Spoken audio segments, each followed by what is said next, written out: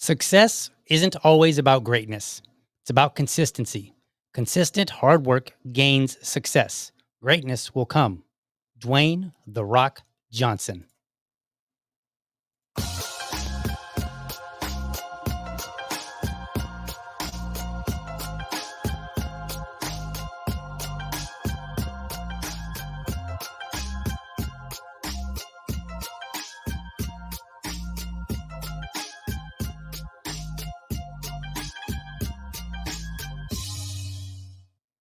All right. Good evening. Welcome to another episode of the Liberty Dad Podcast, a discussion on politics and culture. I'm your host, DL, America's most objective libertarian. If you're tuning in live, thank you so much for giving me your time this evening.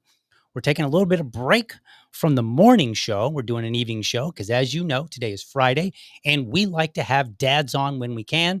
And I make sure that I open it up for dads who maybe, I like to do my show at 7:30 in the morning, but sometimes dads got to work. They got to take their kids to school, so on and so forth. So we have an opportunity for an evening show, and that is exactly what we're doing tonight.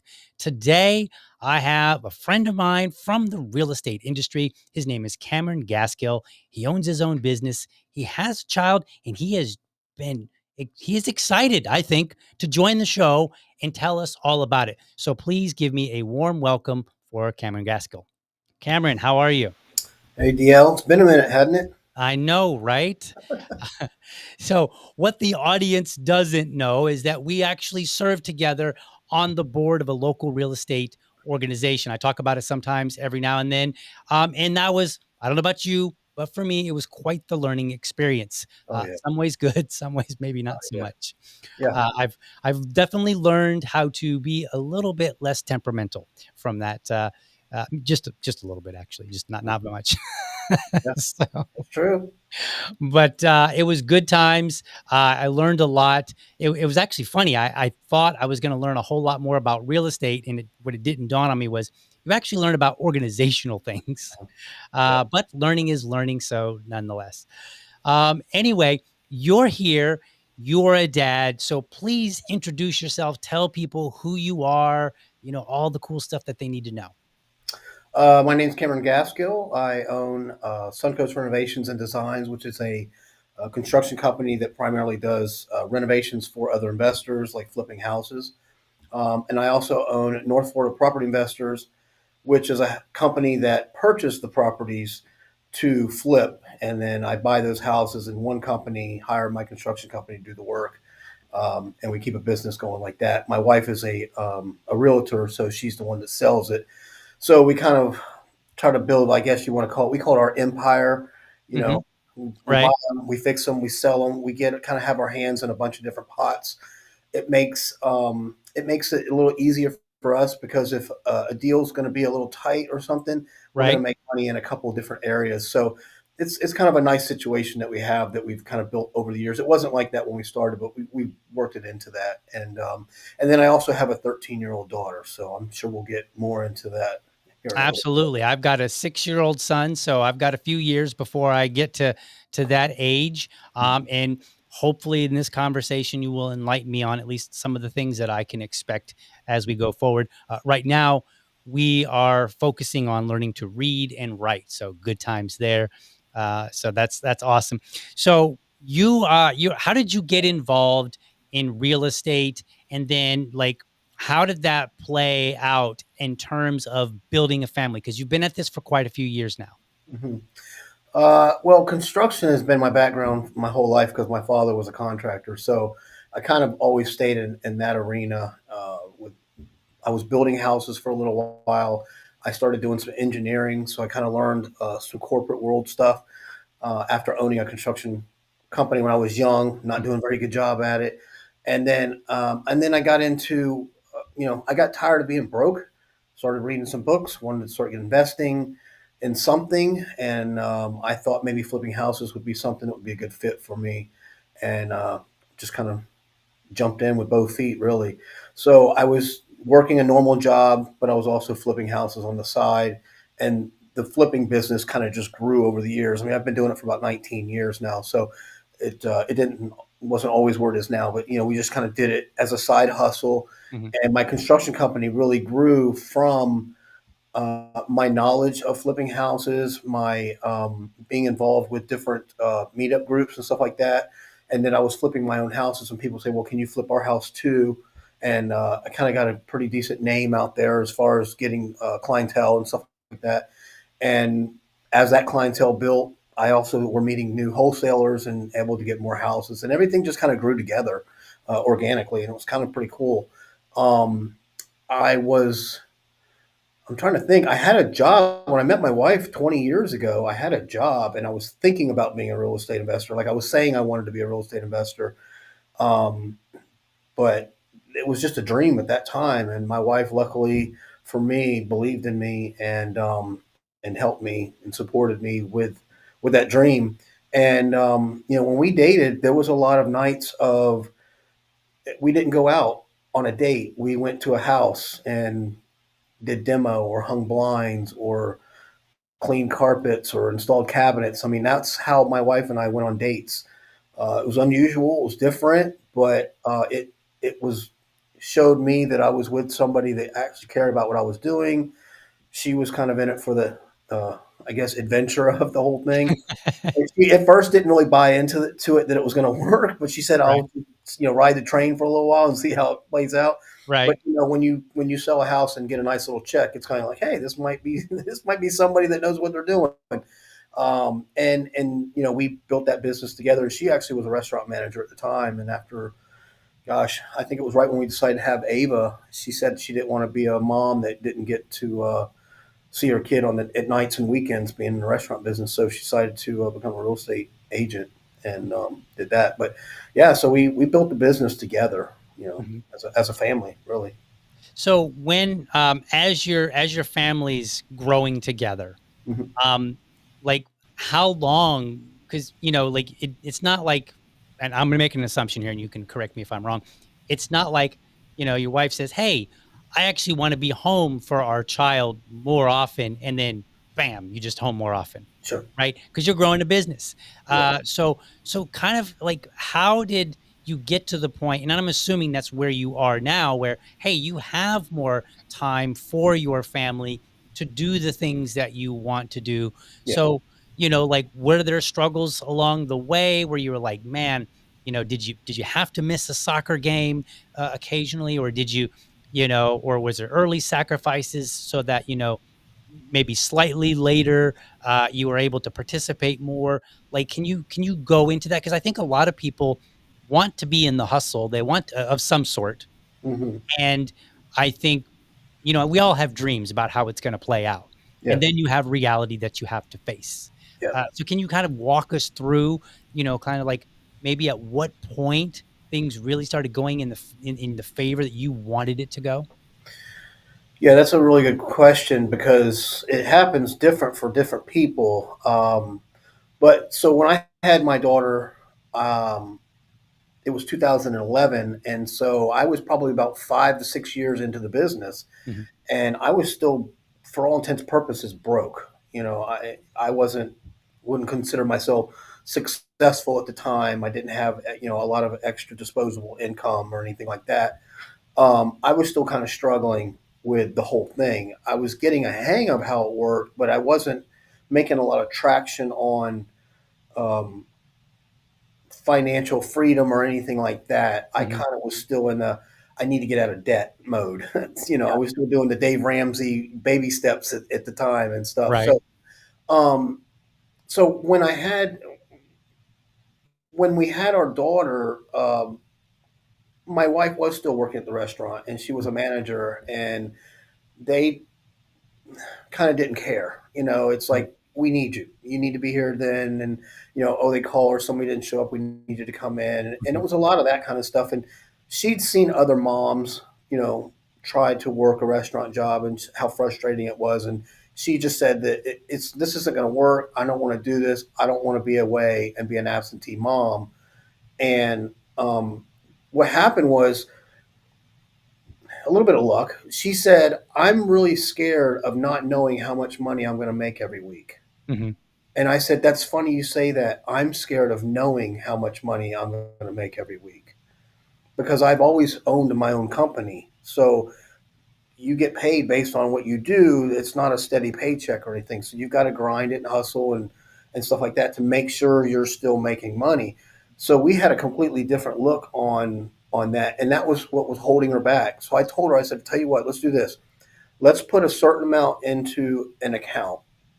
And I said, "How much money are you happy with getting a week, like what you got from the restaurant?" She told me what that was. And I said, "Let's tell the bank to deposit that much money into your checking account every single week. Now, do you feel comfortable?" Hmm. And she said, "Yeah." And I said, "Cool. So every time you make money, it goes into one account and then it's just dripping into your, that's your business account. It'll drip into your personal account. And that's how you can feel comfortable." And so we got past that hurdle where she could actually quit her job. And then she became a real estate agent. The funny thing is, after being a restaurant manager for 30 years, she made as much money or more her first year as an agent than she did at year 30 of restaurant manager. And she was like, "Oh, I wish I'd done this sooner." Mm. But you don't know what you don't know Right. till it happens. So that hurdle had been crossed. Okay, so now we've got a little one. And in the first couple of years, I was more like, man, and I'm not saying I'm not. I don't love my kids. That's not what I'm getting. I don't want this to come across the Right. different way. But man, I couldn't wait to get home. I mean, when my kid was a baby and I just had her, like I just rushed home and I played with my Mm. kids so much. And my wife bonded a little later, more like when breastfeeding and stuff like that happened. She became they're best friends. They're like inseparable now. Hmm. But I kind of filled that role in the beginning.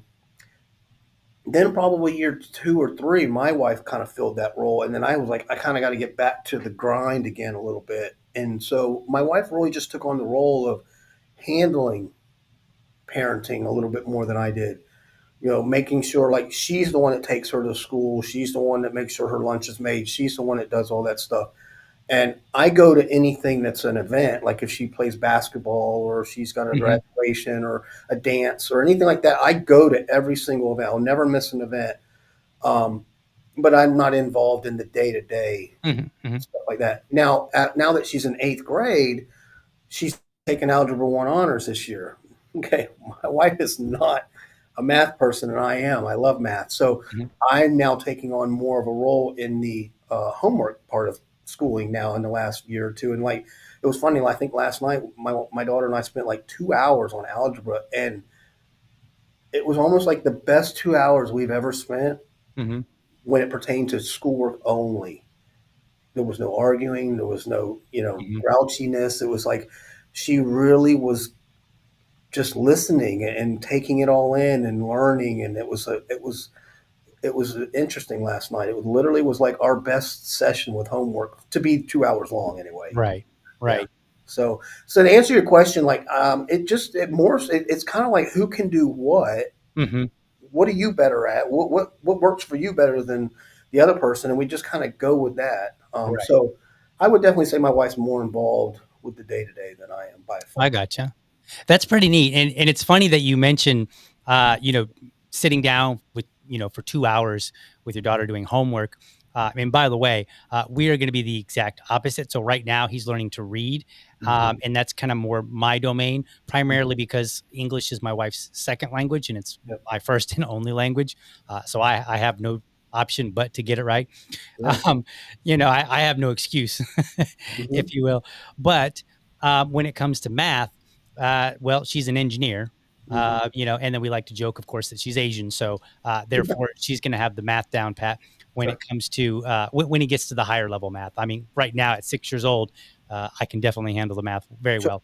Yeah. But when he gets to algebra and stuff like that, we're going to have to shift gears. And I Hmm. agree with you. It's going to we will also have to kind of divide and conquer and say what works for this family, what works for each other, right?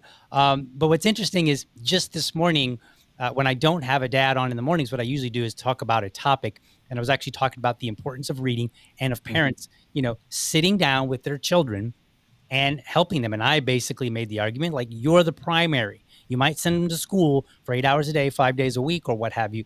but you are still the primary. You are the one that's going to, at the end of the day, ensure that they're getting where they need to be.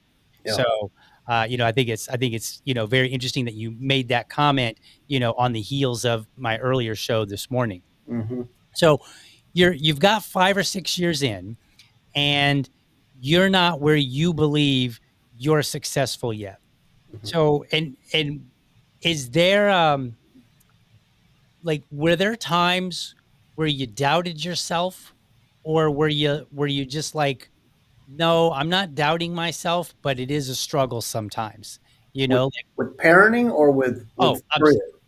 well, you know what? How about both? How Yeah. about with your business Yeah. and juggling parenting at the same time? Yeah. Parenting is a lot harder than you think it's going to be. And as they get older, it gets harder. Right. Everybody talks about the terrible twos and stuff like that. Man, those are the best years. Those are the years that, man, if I could go back to any year, it's two. Yeah. When they're little like that, it's fun. There's a lot of enjoyment and stuff. But then when the personalities come out, it just becomes more challenging. It's not, I wouldn't say it, you don't like it, not Mhm. anything like that. It's just hard, because we are who we are, and then we're creating people who are not who we are.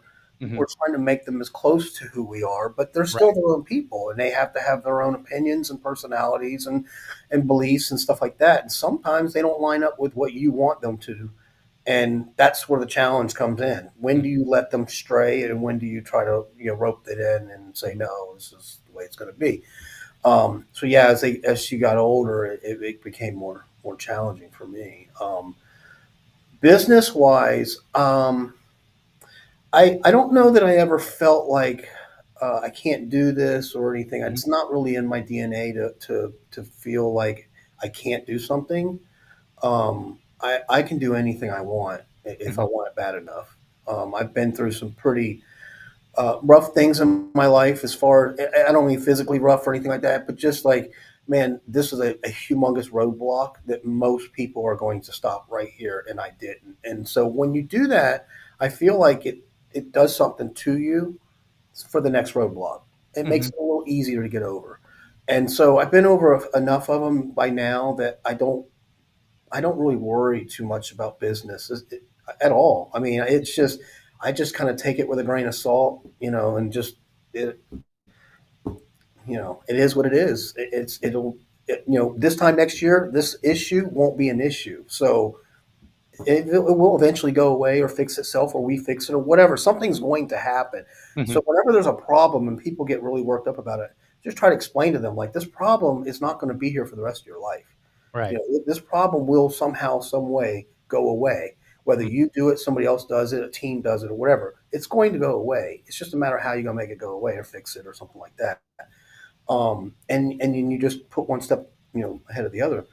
But yeah, I mean, because think the market changes all the time. Mhm. So 1 minute houses are selling like hotcakes, and the next minute they're sitting on the market for 3 or 4 months, and that has a huge impact on our bottom line. Mhm. Has a huge impact on our buying power, what we're going to do, and how we move forward. And it just I just don't get too worked up about it. It just is what it is. Now, in the last, I'd say 3 years, financially for the family, the business has gone very high. It's kind of like everything's starting to pay off now. I got you. Now I'm at the point of I can go on long vacations. I take the summer off. I can start doing things that um, I can enjoy. I can start enjoying my life a little bit more, and don't have Mhm. to grind it as hard as I used to. So kind of, I guess, enjoy the fruits of the labor, kind of a thing. Mhm. Um, and I have enough things set in place and I keep doing that over the years, so that eventually I can stop and say, I'm done. I have Mhm. enough things put where I need it to be that I can live pretty comfortably for the rest of my life and not have to do this. And just, I don't have to work. I can Mhm. work because I want to. I just want to. I want to do a few things, but I don't have to. And that's kind of my goal where I'm trying to get to.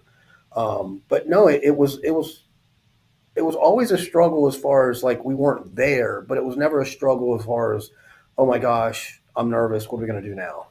Gotcha. Even when I was in debt, like up to my eyeballs, we just had a plan. And it was just like, this is what we're going to do, and we're not going to stop until it's done. And then as you make progress or you set tiny little goals and you start achieving those goals, it just becomes easier and believable that you're going to actually do this. And then you're like, oh crap, guess what? We're out of debt. Now what do we want to do? Well, let's go buy a bigger house because we've always wanted to live in a bigger house. Okay, well, if we do, how are we going to do that? How are we going to pay it off? I don't. I'm just a debt free kind of guy, and I Mhm. went through that. I bought a bigger house, paid it off in 5 years. If we buy cars, we pay cash. I mean, we are now at that point where we can enjoy everything that we've done, and because we don't have debt, it makes things easier financially. The issue with that on the dad side of things, my daughter is only 13. When she started becoming aware of money and what money is, Mhm. probably hasn't been, but maybe the last 5 years, right? I mean, when they're 8 and before Right. that, they don't know money. I mean, they don't Right. barely understands it now. She just thinks it grows on trees. Right. Right. So she doesn't know what struggle's like. That's the only part that I don't say I regret because I mean you have your kid when you have your kid, but Mhm. I grew up struggling. My wife grew up struggling. My daughter's not.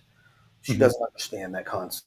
She doesn't get it. She just Right. thinks everybody has money, Right. and if I want something, then I should get it. There's no reason why I shouldn't because Right. you can.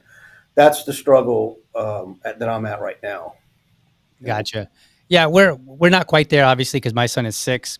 mhm. He has been like, "Dad, are we rich?" I'm like, and me, I'm pedantic with words, so I'm like, "Well, how long you got to talk about this, son?" Like, Well, that's a big, as a family, we're very rich, yeah, you know? yeah. Um, That's but it's funny you say that question because that question comes up a lot with my daughter, mhm, even to this day. Rich? Are we rich? I can't tell you how many times she asks that, and it's a very subjective question because I keep telling her, rich is relative. What if you ask me when I was broke? If I had $10,000, I'm rich. But when mhm, you have $10,000, you don't feel rich. right. You think maybe $100,000 rich. Well, then when you have $100,000, you don't feel rich. Maybe it's $1 million. So it's all relative to where you've been and where you're trying to go and Right. what you have going on in your life. And it's hard to explain it to a kid that all the nuances of debt and mortgages and all. They're too young to understand all that stuff. Mhm, I literally had a conversation last night after homework where my daughter was asking me about um, what are we worth? Or she mm, actually said, how much money do we have? And I said, that's not the right question. Because how much money somebody has, they can have $1 million and still be broke. mhm, Because if they have $1 million and they own a home that's worth $2 million with a $2 million mortgage, mhm, they're worth negative $1 million. right. If you have somebody who has $1 million and owns $1 million home that's paid off, they're worth $2 million. Right. So it's a totally different thing when people have money. So when you ask somebody how much, now it's not for her to ask other adults, but between her and Mhm, I'm trying to explain to her money doesn't determine whether you're rich or not. right. It's a bigger picture than that. Right. You Yeah, know. I think we'll have a similar struggle, having that conversation, as our son is growing and learning about the world. Number one, he like when when Christy got into real estate, the first, I don't know, 6, 8 months, it was like dry. There was nothing, just Hmm. struggle. Right. Hmm. And then she's had her ups and downs for which he did not experience. Yeah. And even now, if there are ups and downs, which are different ones, these days it's like, hey, the house isn't selling. What do I do? That kind of stuff. I'm getting stressed over it. Or hey, oh no, this house needs a new roof. It's Hmm. going to cost a whole lot of money, right? And it's like, so you're trying to evaluate all of this stuff, and make sure that um, you don't overextend yourself. You still have to be mindful. In Hmm. fact, I would argue in some ways you have to be more mindful when you're talking about tens of thousands of dollars than you do, because you could easily get yourself in trouble if you're not. And so Hmm. he doesn't see this, he doesn't understand this, he doesn't know any of this stuff. All he knows, like you said, is if we want something, we go get it, Yeah. and he's like, so he'll be like, and he said, well, we'll just buy another one, Dad. And I'm like, no, we won't just buy another. And sometimes it's even on something that I know I could buy a lot of those, whatever, like he Yeah. wanted the Minecraft game for his tablet, or it's my tablet, but his tablet that he uses mostly. And it was like $6. I could have Mhm. bought him like 100 of those, Sure. whatever.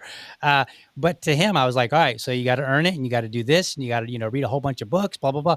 And so he's working really hard, because that's the best way that I can do, to teach him. But you're right. It is difficult to figure out how do you teach about the downsides or the struggles, which are a natural part of it. So that's very. I'm gonna have to think about how I You have a do that. cross between I can do for my child and let them live a life that I didn't live, Hmm. or no, they need to struggle so they understand it like I understand it. There's a Where do you balance that out? Right. Because you'll feel both ways in different times. You'll feel like, well, I'm going to do this because I can. Hmm. I wasn't able to have this when I was a kid. They Right. can, so I'm going to let them have this. Perfect example is I had really crooked teeth when I was a kid, and Mhm. I never got my teeth fixed until I was in my mid 20s, which I paid for as an adult when I lived on my own. When I finally could, got a job with insurance and stuff like that. My parents never got me braces because they couldn't afford it, um, and it made me go through a pretty rough childhood because of having crooked teeth. Mhm. And it's something that has been, if there's anything I could go back and undo as a kid, would be my, having that because of what I went through. I think it would have changed my development Mhm. with being social, not being introverted, and things like that. So I always thought, if I have a child, that's something I'm never going to make them go through. And when my daughter had her baby teeth, the dentist said you need to get braces on the baby teeth so that it Wow. helps. Yes, and I said, "Are you kidding me? How much money this is going to cost?" But I Right. didn't care.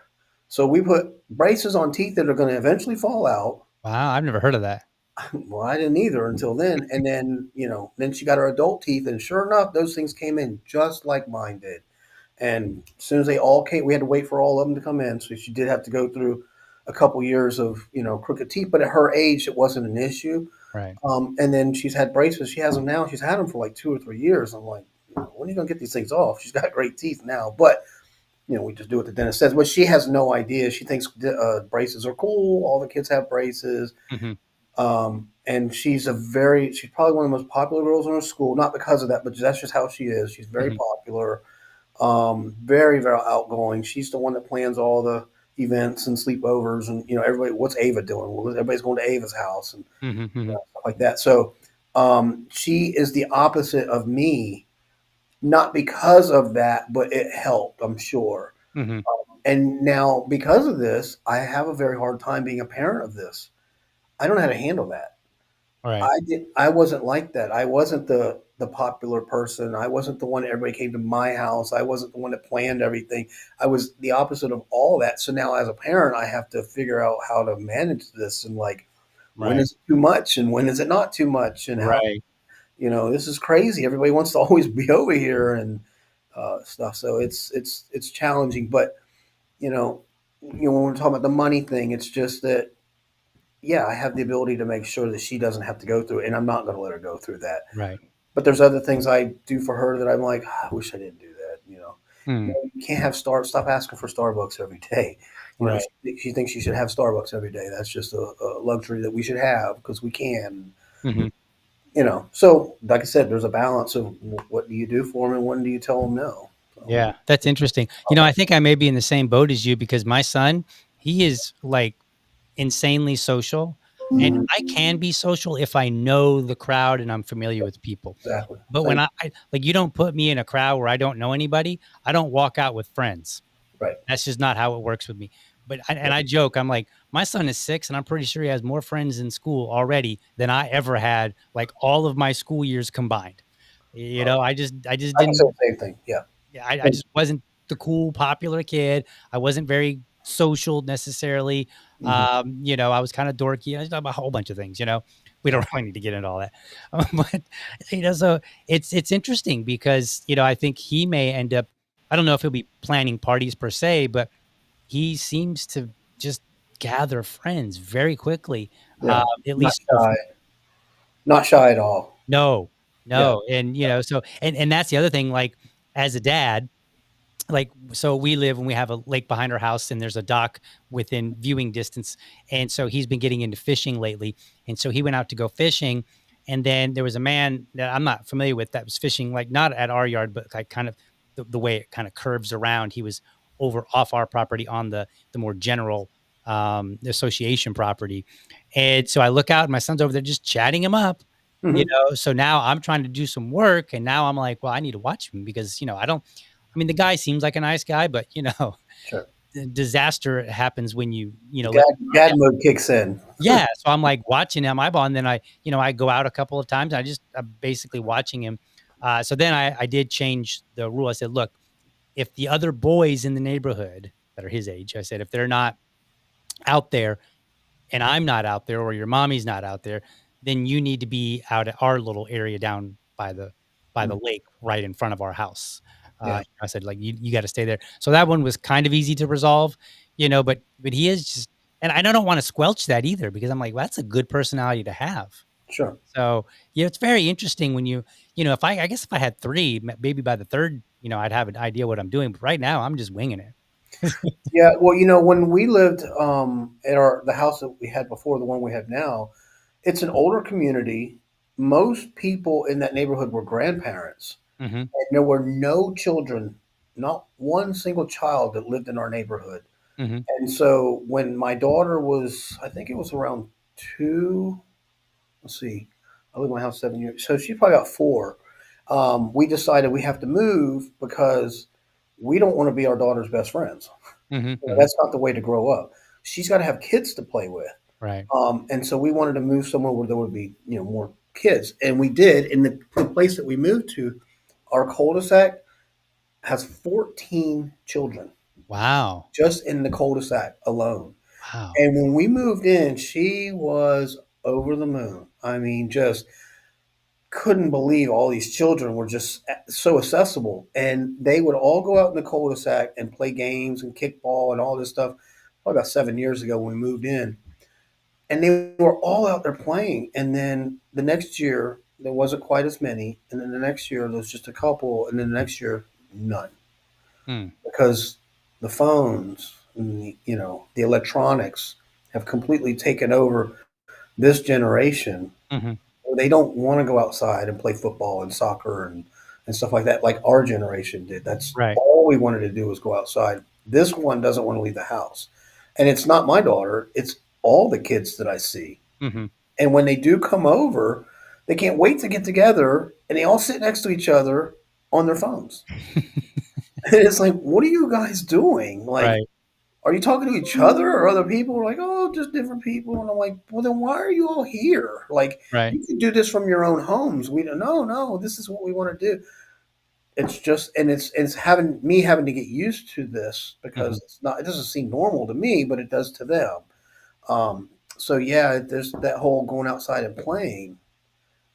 Just doesn't happen like it used to. It's just Yeah, we've got some kids in the neighborhood, and luckily, some of the other boys, I've found more success, and I'm not dogging on anybody, but I have found more success personally, so far with the kids in the neighborhood that are homeschooled. oh, Um, really? and I think part of that may be that they're not at school for a good portion of the day.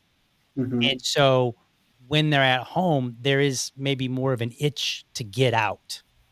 Yeah. That's my guess. I don't really know for sure. And luckily, we live on the lake, so when they go fishing, I can Hmm. look out and like that actually happened. Like I hadn't quite introduced him. I've been, kind of getting acquainted with their parents. Hmm. And it was funny because he actually came home with my wife one day from whatever they were doing, and I was like, all right, here's all your chores, get to work. And so he's working and he's about 3/4 of the way through, and I see the boys out there fishing, and I was like, Zach, get out there and go play, Hmm. and we dealt with the rest of the chores at a later point. And because he's so gregarious and chatty, he had Yeah. no problem getting out there and connecting with them. And so now whenever he sees them, he goes out now with his, we bought him a fishing pole. We went to Walmart and he had he started out with the Spider-Man one, the little cheapy one, and Hmm. we upgraded it mildly. We didn't really go out all out. We just got something that was slightly more appropriate from Walmart. um, so that he could fish with the other boys, and got a cheap tackle box with some bunch of stuff in it from Amazon. Sure. So like that's that, like, and one of the reasons why I'm reluctant to move is because there are some kids, and I'm like, all right, let's get him connected. Hmm. And sometimes I do have to, he'll sit on the laptop, or not the laptop, but the tablet all day long, and I'm like, no, it's been an hour. Go do something else. Go Yeah. play with the dog. Go, go fishing. Go ride your bike. I mean, go do something. Go get in trouble if you have to. At Yeah. this Yeah. Yeah. It becomes even sometimes arguments about, get off the phone. point. Hmm. So every kid's different, or I should say, every parent's different on what they let their kids, do or have as far as the electronics and the phones and stuff. The rule that we have is she doesn't get to use her phone on the weekdays, Hmm. use them on the weekends, and she can use them during the summer. They just become too much of a distraction. Hmm. She doesn't put forth the effort towards homework when she knows she can be on her phone, so she just tries to rush through it and doesn't Hmm. do real well. So if she doesn't have access to the phone, then what's the hurry? Right. Um, Unfortunately, that's just how we have to do it. Yep. Some parents, I'm sure, don't have that issue. She always wants to compare what, well, so and so doesn't. They get their phone all during the week. So and so gets to take their phone to school, and I said, well, unfortunately, I'm not raising them. I'm raising you, and Hmm. I'm worried about how you're going to turn out. Um, so I get a lot of that comparison stuff, and you Hmm. just kind of have to stand your ground, really, and Hmm. um, I think my wife's a little bit more lenient. She probably would let her have it more often. And then she's doing good in school. And sometimes, like when we did all that homework, and she said, "Hey, Dad, can I have my phone for a little while?" I said, "You know what? You can have it for 30 minutes. Hmm. Hmm. You can use it for 30 minutes, and then you need to get ready for bed, stuff like that." And she does. She goes up there and uses it, and stuff like that. Yep. So I try to reward her. So we keep telling her, not having your phone is not a punishment. Having Right. your phone is the reward, Right. so that she doesn't feel like she's getting beat up for something that, I'm getting good grades and I can't use my phone. And why am I being punished? You're not being punished. We're going to let you have it for 30 minutes and give you the reward. Hmm. So I'm Yep. trying to turn it around a little bit. Yeah, we kind of do something similar because he likes his little tablet, and Mhm. and I told him, I'm like, no tablet until all your homework for the week is done, which usually isn't till, well, this week it was Friday. Mhm. Sometimes he can manage to knock it out by Thursday. Yeah. And I'm just like, not at all, because like you said, it becomes a race. And when he kind of zips through his work, he can zip through math right now, and he actually gets it right. If he zips through some of the other stuff, the reading, it doesn't get done as, quite as well. And Mhm. so, I'm like, no, no, you need to slow down. And like you, I just was like, if you don't have to worry about getting it in the first place, then that's not going to distract you from Right. focusing on what you need to do. You're not like, oh my God, it's almost bedtime. I got to hurry so I can play. Nope, you don't have to worry about that Yeah. because you're not getting it. Yeah. Yeah. So So do you said you? your son is homeschooled? No, no, he's not. No. We actually decided. It's funny because as I don't know how much you know about politics, but in the libertarian community, it's very popular to homeschool your kid. Mhm. So I'm kind of an anomaly in that regard. But my wife asked me the most difficult question ever that I could not answer, and I was like, okay, that's the end of that. She said, we're both busy. I work from home. She kind of works from home for, sort of, how a real estate agent works. But she kind of works from home. And she was like, my wife said, okay, well, if homeschooling is only 2 or 3 hours a day and then they're Mhm. free to go, what's he going to do? Because he's very, very social, Yeah. very social. And so it's like, I still have to work. Yeah. know? And so I was like, man, that's a good question. I was like, I don't have an answer for that. So we just made sure to get him into a school that, I felt comfortable with. I think my wife saw the more snotty side of me about schools when we went looking.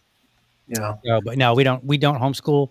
But we are heavily, kind of like you, the 2 hours of homework. We are heavily invested in making sure that we work with him when necessary, or shadow him, or just kind of keep an eye out on what he's up to for his school stuff, so that we can. Yeah, there's some parents in our community and in our cul-de-sac that homeschool their children.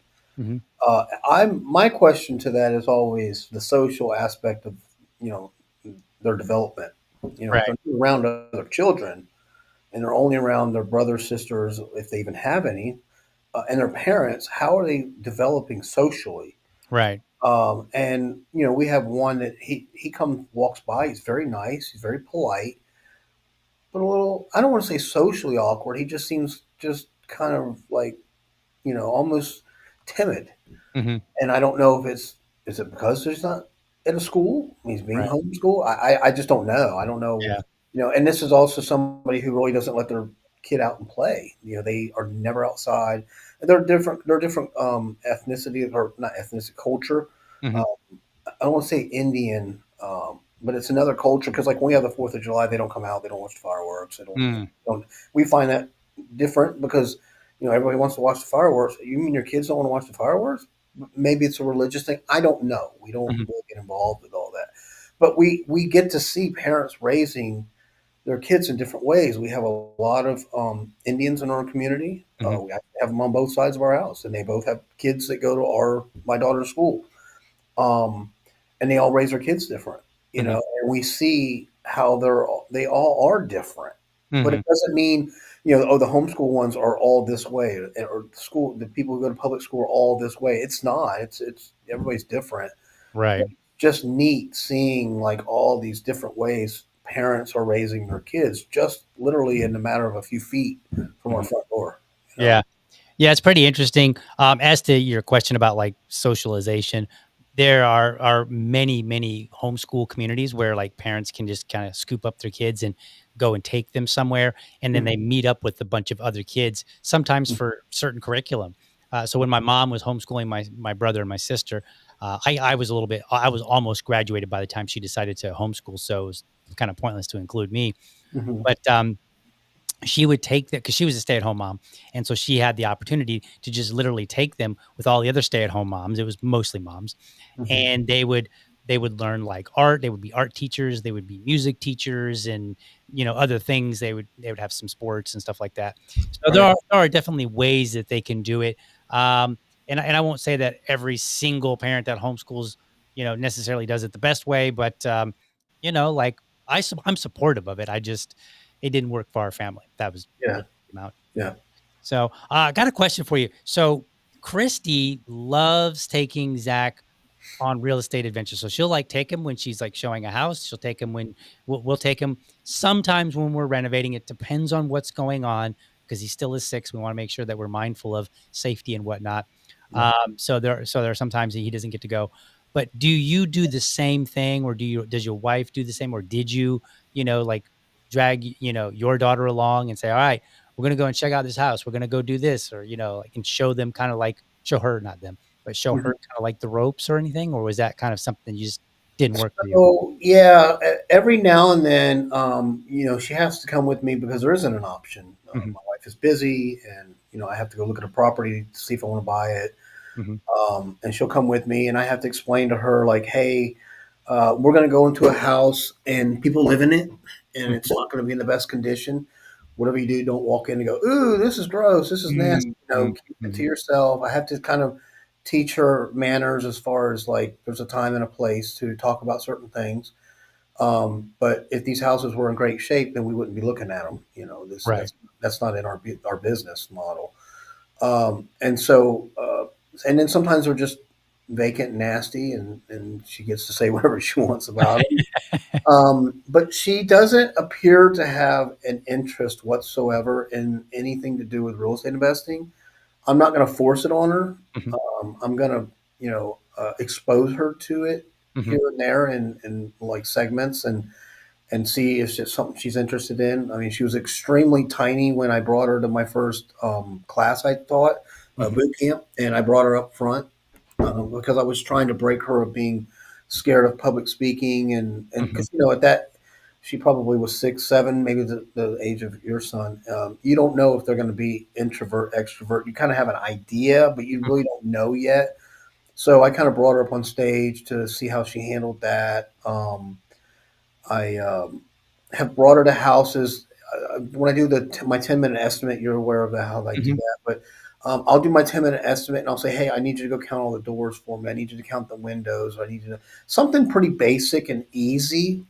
I don't want her to think this stuff's hard mhm, because she'll just not want to do it if she thinks it's hard. mhm, Um, and so I kind of start. like slowly exposing her to different things. And she makes jokes about wanting to come to work for, my construction company, and she wants to do the office work. And, she doesn't understand, like, there's QuickBooks and different things that she wouldn't understand how to use, but she thinks that, we just sit here and talk to each other and, don't really Right. do a whole lot. But she's like, Sure. I can come in here and I can put stuff in the computer and I can do this. And I'm like, yeah, maybe I'll have you come in and do a thing here or there, move some files around, something to make her feel like she has a place. And Hmm. even at my office, which is where I'm at now, I have an office here. My wife has an office, like office manager. We have a conference room, a kitchen, bathrooms, and we have one little office that there's right now just stuff in it, but it's her office. When we got it, we said, "This is your office. We'll put a little desk in here. We'll put a little chair, and that way, when we have to come do stuff and you have to come with me, you have your own little office." We haven't really set it up yet. She actually just sits in my office because I'm usually in the conference room, and she comes in here and does whatever she wants to do and stuff like that. But I try to do things to make her feel like you have a place here. Hmm. There's always a place for you here if you want it. I just don't try to fire hose it, Right. and make her think, just kind of like, I don't want this. I don't. It's just too much. So I just kind of make little comments and stuff like that, and then maybe she'll come to me and want to do this, and maybe she won't. I'm Hmm. not going to force her. The construction company, I'm not going to be leaving her that. I don't think that's ever going to be anything she's interested in. She's too girly girl. She's Hmm. not, going to be into construction at all. So that's probably not something that's going to happen. But the investing, or what I hope she maybe just becomes my wife's assistant, Hmm. starts doing the computer work, starts doing the paperwork, starts, filling out all the contracts, and starts learning that into the business, and that she can eventually become a real estate agent, because I think that's a really good career. Um, for really anybody, but really for women, I think it's a decent career for women. Hmm. She's a pretty girl. She's very outgoing. She's extroverted. She's not going to have a problem talking to people. Hmm. Learn the business, learn how to present yourself and the product, which is the house, and get good at it. And then learn some sales tactics and stuff to kind of sell Right. yourself, yourself why you're a good agent, why they should choose you, and things like that. So I think I'd rather see her kind of go down that road, but who knows? Right now, she thinks she's just going to work at Publix one day or something. She doesn't, Okay. she Sure. doesn't Sure. Yeah. know. She's not far enough along to. Right. She still puts down that she wants to be a marine biologist when we ask every year what you want to be when you grow up, and I'm like, you don't even talk about it or study anything to do with marine biology. So she's just very unsure Yeah. at this time of what she wants to do. So Yeah. I don't know when the right time is to push that. Hey, you're getting close to high school. Hey, in a couple years, she's going to be a couple years from graduating, and then Hmm. by then, it's like, if you don't. And I'm not saying you should know what you want to do by the time you graduate, because I think a lot of people who think they know what they want to do when they graduate don't do that thing. Right. I would say probably most people. Right. So, as a parent, you want to go fork out six figures for a college education on something that the kids isn't going to do. I don't know. Yeah. I get you. Where do you figure that out? But that's down the road. Yeah. Our son is, he wants to be a ninja. Mhm. So, and he said that 2 years in a row now. So we're like, all right, well, and he's taking jujitsu. So I don't Um, know, maybe I don't know that there's a career for ninjas. But who knows, maybe he'll surprise me, my dad was a jujitsu instructor, oh yeah. and yeah, and so I studied the arts all through my childhood, and then I became a wrestler all through 3 years of high Mhm. school. That does wonders for a boy. Yeah. Uh, that just those two disciplines alone Mhm. changed me as a person, and Right. and taught me things that to this day I still use and refer to when I talk to my daughter about different things, disciplines. Mhm. She's doing basketball. She's getting ready to start her third year of basketball, and gone through two pretty rough years of not being very good. Mhm. Mhm. But when it's not basketball season, she absolutely does not practice one single time. And Right. then next year, she expects to be Caitlin Clark, Mhm. and you know, and gets mad because they're not playing her. And I'm just trying to explain to her, like, you have to do something to make yourself better. You have to want to be better. You have to Right. want to be better more than you want to go talk to your friend on the phone for 30 minutes. Mhm. Mhm. She's not there. Yeah, I And get I you. can't force that. You know what I mean? Some people want to do it, some people don't. Right. Um, I was the opposite. I was, take me to camp, make me this. I want to be the best. I'm going to go get up at 5 in the morning and run. And whatever it takes, I'm going to do whatever my opponent's not doing. I was that Mm, guy I when I gotcha. was in high school. She's not, and I can't make her. You know what I mean? I Right. can't make her be like that, even though it frustrates me that she's not. Because I'm like, Yeah. how can you not be competitive? How can you not want to be the best? How can you not you know, like you've got the internet at your hands. I never had that. Like you could learn everything in the world instead of just trying to talk to boys. Right. But Right. that's just not where she's at. So Yeah, I hear you. It's interesting. The jujitsu mhm, is kind of like for me, it's my version of your story about braces. mhm, So, you know that I'm a relatively small guy, 5 foot, 320 pounds. I don't intimidate anybody, not even school kids. mhm, So, and I got picked on brutally up till about high school and just kind of like the very beginning of high school. Then I kind of learned to shoot my mouth off and, pretend to be tough and whatnot, which at least gave me a little buffer. mhm. But so I was like, my son, two things: he will never be bullied, like, and he will not be a bully. Yeah. I will those two things. And so we put him in jujitsu, and I love the instructor. I actually had the instructor on Dad Talk actually a while Oh, back. It was good. really great, and they've taught some lessons. And it's funny because I told him I was like, I'm glad you're teaching. I'm a dad, and I want to teach my son all kind of cool stuff.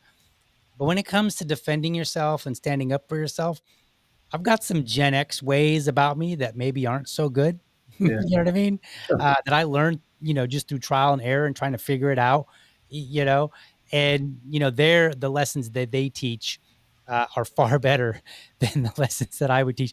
I think just in terms of not necessarily confidence, but ensuring that you don't get yourself into a predicament that you don't belong being in. So Yeah. I think it's really great because, I was a bit of a wild child in my teens and early 20s. And I definitely don't want him to do anything that I did there. Yeah. Outside of sleeping, he shouldn't do anything that I ever did Yeah. those years. Very bad stuff. But all right, well, I think we're getting kind of close to our time. Do you have any final words of wisdom for all the dads out there that are, like me, at 6 years, got a few years to catch up to where you are? What's your final bit of wisdom for us? Oh, just be patient. be, just be patient because sometimes it gets worse before it gets better. Hmm. Um, you know, with with kids, from what I hear and what I experience, they're wired to push boundaries. They're wired to find out how far can I take this? How far can I go? Um, and you have to kind of give them a hall pass and know that they're not. It's just how it is. We did it when we were kids, and they're just doing it now. And when your parents said, "I hope your kid does exactly to you what you did to me," well, we're getting that payback now. That's all Yeah. this is. Yeah, my mama, I think she called it the mother's curse. Yeah, yeah. So, and now I'm telling my daughter the same thing. I Yeah, hope your daughter or your son gives you the same crap you give me. But yeah, at the end of the day, we all love our kids, and we just want them to be the best that they can be, and we all try to be good parents. And I think there's times when, as parents, we feel like we're absolutely horrible at what we're doing as parents, and then sometimes we feel like, hey, I did a pretty good job today. And just we're none of us are perfect. got it. We're all just we all have the same goal, and that's just to raise good kids. Yeah. Awesome. Yeah. Awesome, sir. Well, I'm going to put you backstage. If you need to go, that's fine. If not, it'll be just a moment, and then I'll be back there. So Okay. thank you so much for joining me. It was a pleasure talking. As always, I learn a whole bunch. I love talking to dads. It's the greatest thing in the world. So thank you so much, sir. Good luck to you in all the ventures, ventures and adventures that you have. And I look forward to, checking you out on Facebook and seeing what you guys are up to next. Thanks for having me. I appreciate it. Yes, sir. All right. All right. Folks, thank you so much for tuning in. Um, this was a great conversation as always. Remember, if you're a dad or a dad that just wants to talk about being a dad, you don't have to be an entrepreneur. You could just be like, hey, I got a job. I dig ditches every day. I go to work. I show my kids what hard work is like. That's great. That's awesome. All you need to be is a dad that just wants to talk about being a dad. That's it. Simple, simple and sweet. Let me know. Reach out to me. We'll bring you on the show. Enjoy talking to dads. As you know, I'm doing an extra show this Sunday night. I'll have Leighton Radner on. He's out of Alaska. We're going to do that at 8 p.m. So that he's, because it's 4 p.m. for him. So we will be talking about his run for mayor. That's this Sunday night. And then, of course, as always, we'll be back right at it Monday morning, 7:30. But for now, I'm going to head out. Have a great time.